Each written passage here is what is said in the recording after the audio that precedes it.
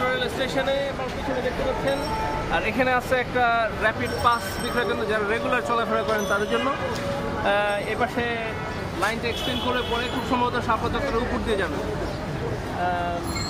আর কি। স্টেশনের লিফট আছে কিনা আমরা এখনো দেখতে পাই নাই, তবে লোকাল অনেকগুলো স্টেয়ার্স হাইটে যেতে হয়, ভিতরে থাকতে পারে। হ্যাঁ দেখি রাইড কেমন হয়।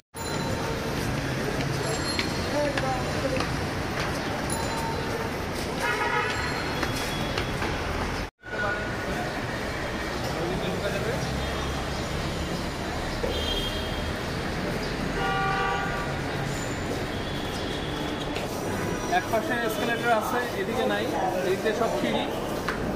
দ্বিতীয় কমপ্লেক্স বলতে গেছে না, এসকেলেটর আছে, হুইল চেয়ার আসতে পারবে না। লিফট আছে কিনা দেখছি।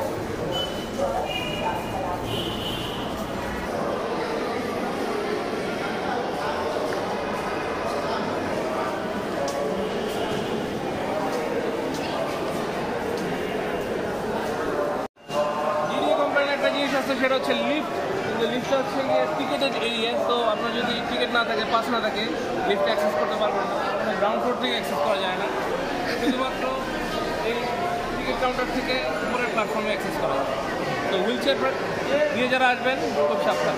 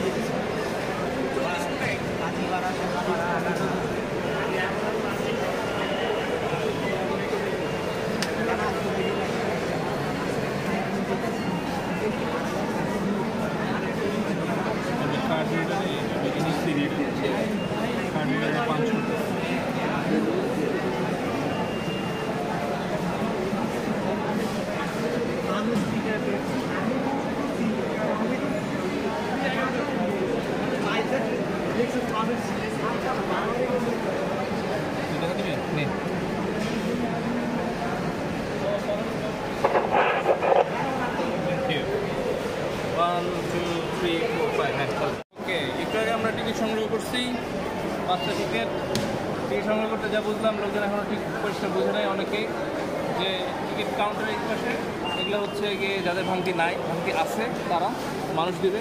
ভেন্ডিং মেশিন যাদের ভাঙতি নাই তারা এখান থেকে কিনতে হবে, অথবা একটু মানুষ দেবে। ভেন্ডিং দুই দিকেই প্রচুর লাইন, আমার মানে আরও বেশি টিকিট কাউন্টার দরকার। এখন বাজে সকাল 10:30, আজকে 21শে ডিসেম্বর, ব্যাংকিং আওয়ার না, তারপরেও প্রচুর ভিড়। সো আরও টিকিট কাউন্টার দরকার।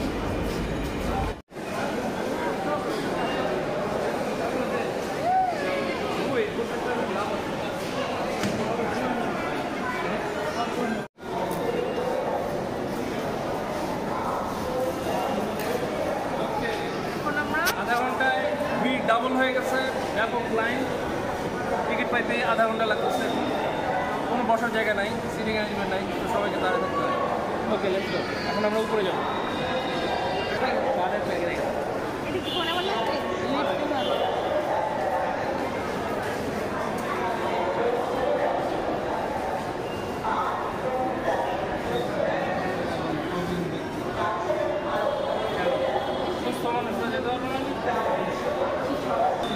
সবার আগে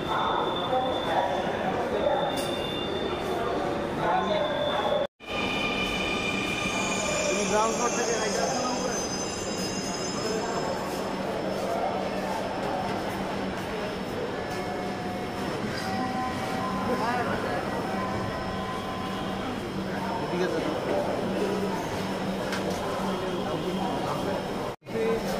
যেহেতু লাইনের শেষ মাথা পাওয়ার সম্ভাবনা বেশি।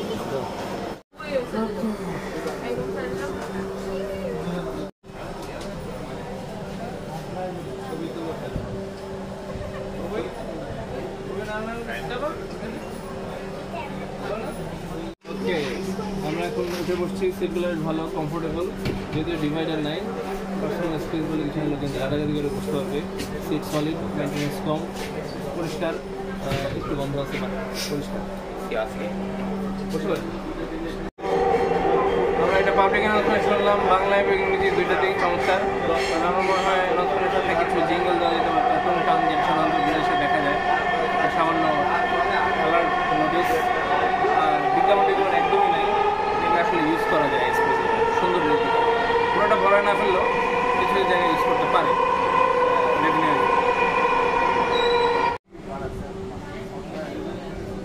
ভালো ম্যাচ,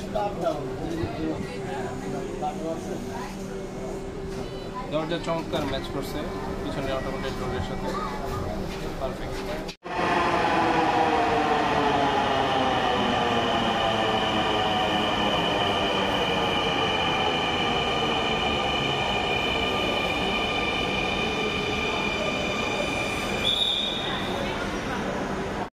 পৌঁছাইতে কতক্ষণ লাগছে? পৌঁছাতে বেশিক্ষণ লাগে নাই, আধা ঘন্টা 10টার সময় পৌঁছেছে। খুবই স্মুথ রাইড ছিল, ভিতরে এসিও খুব ভালো ছিল। এখন আমরা বের হয়ে যাচ্ছি। হ্যাঁ, আমরা বের হয়ে আসছি পল্লবী স্টেশনে। পল্লবী স্টেশনটা বেটার, লিফট আছে অল দ্য ওয়ে আপ এবং র্যাপটা খুব চমৎকার, হুইল চেয়ার দিয়েও অ্যাক্সেস করা যাবে। এবং স্টেশনের ভিতরে ভিড় নাই পল্লবী স্টেশন, মতিঝিল স্টেশনে অনেক ভিড়। বছরের শেষ দিনে আমরা মেট্রো রেলে মতিঝিল থেকে পল্লবী পর্যন্ত যে জার্নিটা করলাম তা ছিল অত্যন্ত আরামদায়ক। সাউন্ড, হর্ন, জার্কিং সেগুলো ছিল না বললেই চলে, এবং খুবই চমৎকার এসি ভিতরে, বসার জায়গাও চমৎকার। দামের দিক থেকে অন্যান্য দেশের মেট্রো রেলের তুলনায় কিছুটা বেশি, খুব কম ডিস্টেন্সের জন্য 80 টাকা ভাড়া, সেটা একটু বেশি, কিন্তু বাস এবং সিএনজি যে ভাড়া ঢাকায় বর্তমানে সেই তুলনায় আসলে কম বলা যায়, এবং খুবই কম সময় দেওয়া যাচ্ছে। তো আমার মনে হয় মেট্রো রেল এখনও জনপ্রিয় হয়ে ওঠেনি, কারণ যারা অফিসে যান তাদের জন্য আসলে গাড়িতে করে বা রিক্সায় করে স্টেশনে এসে আবার স্টেশন থেকে আবার রিক্সায় যাওয়াটা বেশ ঝুঁকিপূর্ণ। এর চেয়ে একটা ট্রান্সপোর্টই তাদের কাছে অনেক বেশি জনপ্রিয়। ধরুন গিয়ে গাড়িতে সোজা চলে গেল অফিসে। আমার মনে হয় কিছু গুরুত্বপূর্ণ পদক্ষেপ নিলে অল্প খরচেই আমরা মেট্রো রেল আরও জনপ্রিয় করা সম্ভব। যেমন অন্যান্য দেশে যেরকম দেখা যায় যে স্টেশনের সাথে ইন্টিগ্রেটেড ট্রান্সপোর্ট সিস্টেম, মানে স্টেশন আসবে কীভাবে, স্টেশন থেকে বের হবে কীভাবে, সেটা বাসের জন্য আলাদা কোনো লেন নাই। বাস ড্রপ অফ জোন থাকতে পারে স্টেশনের পাশেই, ড্রপ অফ জোন করা যেতে পারে ট্যাক্সি, কার, সিএনজির জন্য, এবং রিক্সার জন্য আলাদা করে, যাতে যানজট না হয়। এবং সেই সাথে বাইসাইকেলকেও জনপ্রিয় করে তোলা যেতে পারে। বাইসাইকেলের স্টোরেজ থাকলে লোকজন স্টেশনে বাইসাইকেলের স্টোরেজ স্টোর করে ট্রেন নিয়ে কোথাও যেতে পারে। বিশেষ করে যারা ছাত্র আছেন, স্টুডেন্ট আছেন, টিউশনিতে যাবেন, তাদের জন্য অত্যন্ত জনপ্রিয় হয়ে উঠতে পারে। আগামী বছর নিঃসন্দেহে আরও অনেক লাইন যখন খুলবে, তখন আরও অনেক স্টেশন যখন উদ্বোধন হবে, তখন হয়তো আরও জনপ্রিয় হয়ে উঠবে মেট্রো। সেই কারণে ধন্যবাদ।